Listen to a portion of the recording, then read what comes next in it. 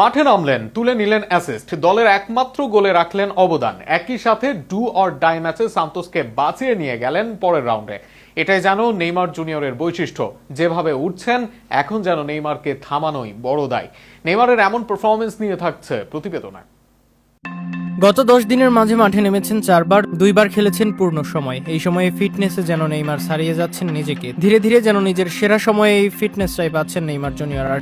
আর fit Neymar কি করতে পারেন সেটা সবারই জানা। এবার সেই জানা কাজটাই করলেন সান্তোসের হয়ে। রেমোর বিপক্ষে আগের দিন পুরো সময় খেলেছেন, তবে কোপা দে ব্রাজিল ম্যাচে কোনো গোল আদায় করতে হন ব্যর্থ। 90 মিনিটে সর্বোচ্চ চান্স ক্রিয়েট ও প্রতিপক্ষের বক্সে মোট টাচের রেকর্ডটা থাকে নেইমির।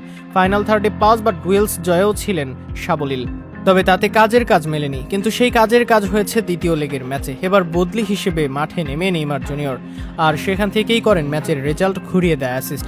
যে অ্যাসিস্টে যেন পুরো নেইমারের ছন্দই পাওয়া যায়। ডান দিক থেকে নেইমারের সাথে বল দখলের চেষ্টা করেন রোমোর খেলোয়াড়, তবে সেখানে নিয়ন্ত্রণ নিতে না পেরে বল হারান তিনি। এরপর বল পান নেইমার জুনিয়র, ডান দিক থেকে সেখানে রান নেন তিনি।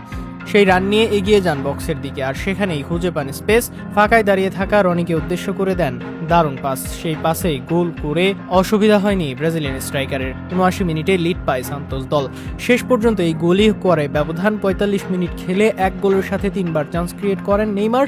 এর মাঝেই ৯৭ ভাগ হারে দেন ৩২ পাস, 1 বার ড্রিবল ও 7 বার বল দেন ফাইনাল থার্ডে। সঠিক লং বল দেন মোট 2 বার, 3 বার রিকভারিজ ও 2 বার জয় করেন ডুয়েলস। শেষ পর্যন্ত করেন ম্যাচ জয়ী অ্যাসিস্ট। শেষ 5 ম্যাচে 4 গোল অ্যাসিস্ট নেইমার জুনিয়রের। মৌসুমে লিগে 9 ম্যাচে 8 গোল অ্যাসিস্ট। সব ধরনের আসর মিলিয়ে নেইমারের গোল 8টি, অ্যাসিস্ট আরও 5টি। অথচ এই নেইমারকে নাকি বলা হয় ফুরিয়ে গিয়েছেন, নেইমার নাকি আরও উপযুক্ত নয়।